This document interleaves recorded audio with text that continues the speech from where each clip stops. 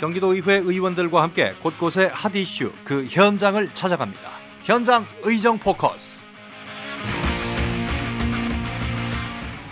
어린이 놀이시설 안전검사 미이행, 녹슨 놀이터, 위험과 노는 아이들, 안전의 사각지대인 놀이터.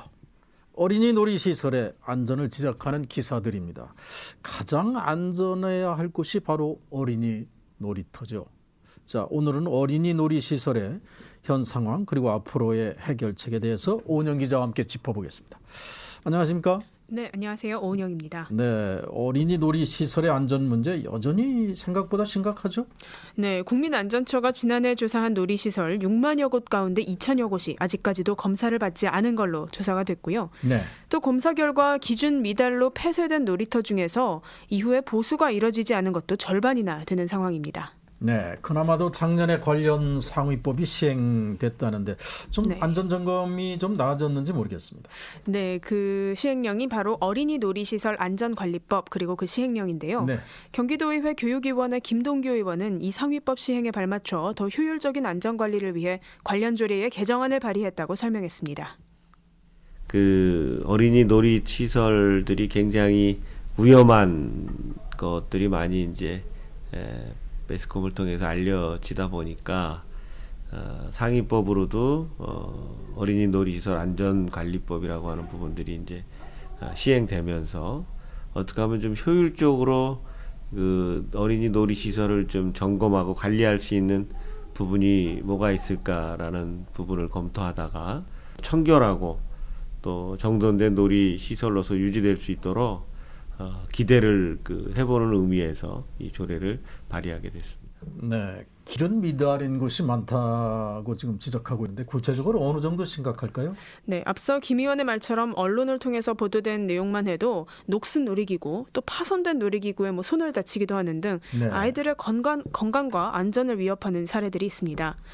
국민안전처와 함께 안전대진단을 시행했던 한국체육시설안전기술의 류재원 대표를 통해 구체적인 현장 이야기를 들어봤습니다.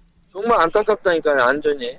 놀이터에서 아이들은 일반 안전이야 국민들이 어느 정도 상식이 있으니까 하지만 아이들은 그걸 모르잖아요. 시설 기준이 다 미달이 된 거예요. 한 98%가요.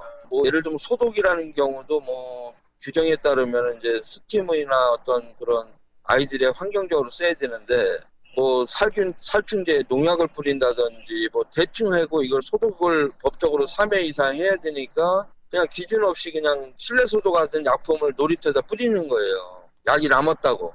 기준에 없는 것들을 전문성이 없는 사람들한테 그냥 대충 시공하고 하여튼 사례들이 워낙 많아가지고요.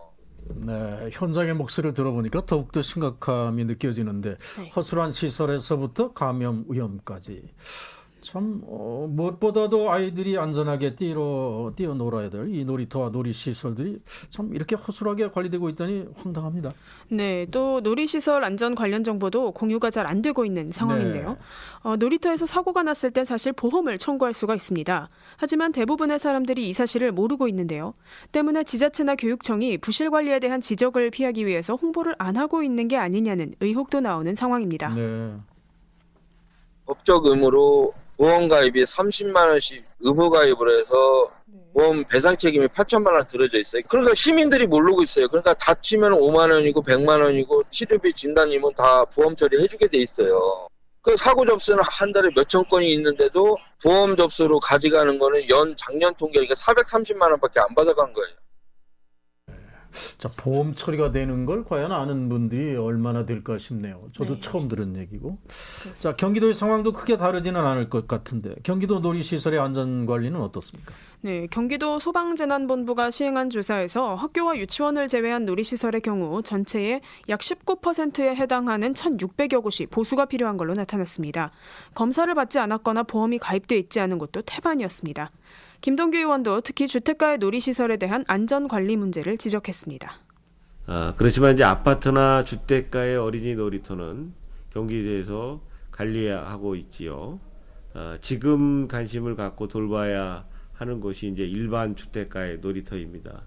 주민들이 공원의 역할을 겸하고 있는 놀이터가 그네가 끊어져 방치되고 있고 이런 부분들을 더 정확하게 점검하고 이제 관리가 필요한 부분이다.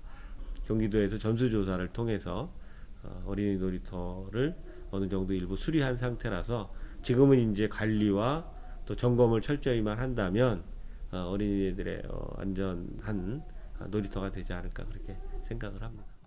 최근에 경기도의회에서 관련 조례의 개정안이 상임위를 통과했다고 하는데 개정안이 어떤 내용입니까? 네, 우선 중요한 내용은 안전관리 계획 수립 주체를 변경했고요. 또 네. 안전관리 비용과 사업을 지원하게 하고 우수관리자에게 표창을 수여하도록 하기도 했습니다. 김동규 의원의 자세한 설명입니다.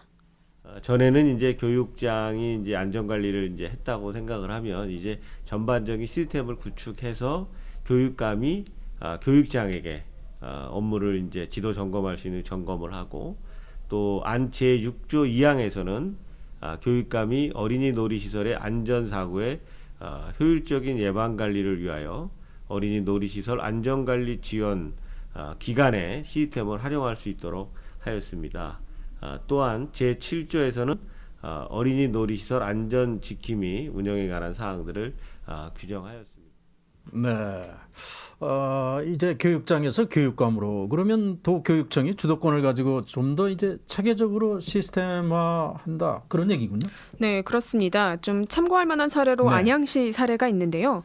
놀이시설에 휴대폰으로 인식할 수 있는 코드를 부착해서 시민 누구나 이 안전 관련 정보를 확인할 수 있도록 해준 것이 있습니다. 이런 시스템을 확대하는 것도 한 방법입니다. 류재원 대표의 말입니다. 시민 국민한테는 안전 지수나 안전 관리를 상태를 다 공개하게 돼 있거든요. 이런 걸 또 안 하는 거잖아요. 그동안에 잘못한 거는 그렇다 치더라도 관리 감독을 쉽게 할 수 있는 것이 또 이거를 시민한테 공개할 수 있는 게 그게 QR코드나 또 모바일 정보 하라는 게 안전도 또 국민과 소통할 수 있는 그 체제. 네, 이제 안전 관리를 더욱더 철저히 하고 이런 모바일 시스템도 구축하기 위해서는 경기도와 도교육청의 협조가 필요해 보이죠. 네, 맞습니다. 또 예산이 필요한 부분은 9월 추경을 통해서라도 반영할 예정이라고 김 의원은 전했습니다. 경기도청과 교육청이 협력해서 같이 가야 되는 거라고 봅니다. 아무래도 이제 교육청의 예산이 부족할 수도 있을 거라고 봅니다. 왜냐하면 주택가라든가 아파트 단지 내에 있는 놀이터 같은 경우는 그래서 그런 부분들은 도청에서. 네, 목요일의 현장 의정 포커스 오늘은 어린이 놀이시설 안전 실태 그리고 앞으로의 대책에 대해서 짚어봤습니다. 오은영 기자 수고했습니다. 네, 감사합니다.